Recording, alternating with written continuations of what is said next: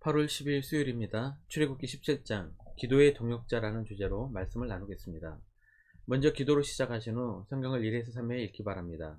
꾸준한 영성 훈련은 당신의 인생을 변화시킵니다. 말씀 다 읽으셨습니까? 첫 번째, 마사 무리바의 의미. 이스라엘 백성은 신광야에서 일용할 양식으로 만나와 메추라기의 은혜를 입었습니다. 그 후 이동하여 르비딤에 이르러 장막을 쳤습니다.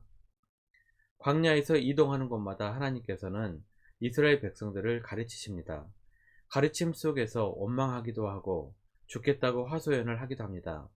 하지만 광야는 늘 가르침의 장소였습니다. 르비딤에서도 마실 물이 없어 백성들이 원망을 하며 물을 달라고 소리를 칩니다. 이미 마라에서 마실 물 때문에 고통을 당했고 하나님께서 쓴 물을 단물로 바꾸어 주신 이적을 경험하고도 또다시 원망을 합니다. 하나님께서 다시 한번 반석을 쳐 물을 마실 수 있게 하신 후 이스라엘 백성들의 문제가 무엇인지 가르쳐 주십니다. 7절입니다. 그가 그곳 이름을 마사 또는 무리바라 불렀으니 이는 이스라엘 자손이 다투었으며 또는 그들이 여호와를 시험하여 이르기를 여호와께서 우리 중에 계신가 안 계신가 하였음이더라. 마사란 시험 혹은 유혹이라는 뜻입니다. 이스라엘 백성들은 목마름을 경험하고 하나님이 과연 계신가 안 계신가 하는 신앙 없는 모습을 보여줍니다. 또 모리바란 다투다는 뜻입니다.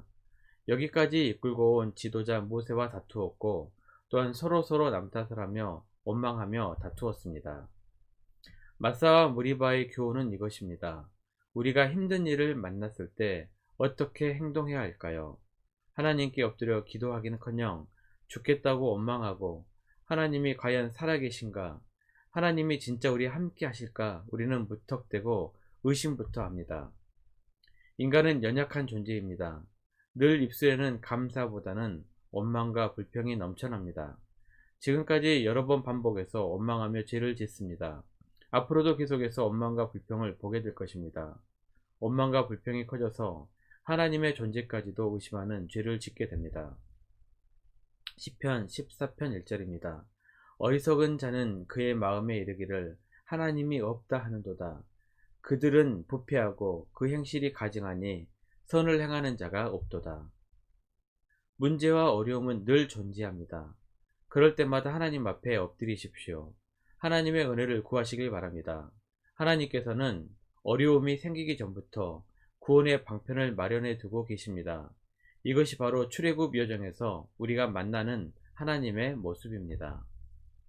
두 번째, 전쟁은 하나님께 속한 것이다. 8절입니다. 그때 아말렉이 와서 이스라엘과 르비딤에서 싸우니라. 아말렉은 야곱의 형 에서의 후손이었습니다. 이스라엘 민족과는 형제 국가였습니다. 하지만 오히려 뒤에서 습격한 아말렉을 하나님께서는 절대 잊지 않고 멸절시키라고 명령하셨습니다. 아말렉과의 전투는 매우 인상적이었습니다. 전투는 기도하는 그룹과 실제로 나가서 싸우는 그룹으로 나뉘었습니다. 여호수아를 중심으로 아말렉과 실제로 전투를 했던 그룹이 있었고, 그리고 산 꼭대기에 올라 모세를 도와 손을 들고 기도했던 아론과 홀의 그룹이 있었습니다. 두 가지 그룹으로 나누어 싸웠습니다. 기도하는 그룹에서는 모세의 기도하는 손이 올라가면 전쟁에서 이기고 내려가면 지는 모습을 보였습니다. 그래서 전쟁은 사람에게 속한 것이 아니라 하나님에게 속한 것이었습니다. 하나님께서 이기게 하시는 것입니다. 이스라엘 백성들에게는 이런 믿음이 있었습니다. 3상 17장 47절입니다. 또 여호와의 구원하심이 칼과 창에 있지 아니함을 이 무리에게 알게 하리라. 전쟁은 여호와께 속한 것인즉 그가 너희를 우리 손에 넘기시리라. 우리의 삶은 결코 평탄하지만은 않습니다. 때로는 전쟁터와 같이 치열합니다. 이런 상황 속에서 우리는 하나님의 도우심을 바라고 의지하며 살아야 합니다. 우리가 아무리 강하다 해도 기도하지 않으면 지게 되어 있습니다. 패배하는 인생을 살게 됩니다. 시편 20편 5절입니다. 우리가 너의 승리로 말미암아 개가를 부르며 우리 하나님의 이름으로 우리의 깃발을 세우리니 여호와께서 내 모든 기도를 이루어 주시기를 원하노라. 세 번째, 기도의 동역자. 12절입니다. 모세의 팔이 피곤함에 그들이 돌을 가져다가 모세의 아래에 놓아 그가 그 위에 앉게 하고 아론과 훌이 한 사람은 이쪽에서 한 사람은 저쪽에서 모세의 손을 붙들어 올렸더니 그 손이 해가 지도록 내려오지 아니한지라. 모세의 나이가 80입니다. 앞으로 40년을 더 살게 되지만 그래도 적지 않은 나이입니다. 젊은이도 팔을 들고 하루 종일 있을 수는 없습니다. 게다가 무거운 지팡이를 들고 있기는 힘들 것입니다. 그러다 보니 팔을 내리기도 했습니다. 그런데 팔을 내리면 아말렉과 전쟁에서 밀리게 됩니다. 누군가 도우미의 손길이 필요했습니다. 아론과 훌이 모세의 각각의 팔을 붙들고 도와주었습니다. 이렇게 하루 종일 손을 올리고 기도할 수 있었던 것입니다. 우리도 어려운 일을 만났을 때 혼자 기도하는 것도 중요합니다. 하지만 누군가 기도의 동역자가 있을 때 더 힘이 됩니다. 그래서 예수님께서도 이렇게 말씀하셨습니다. 마태복음 18장 20절입니다. 두세 사람이 내 이름으로 모인 곳에는 나도 그들 중에 있느니라.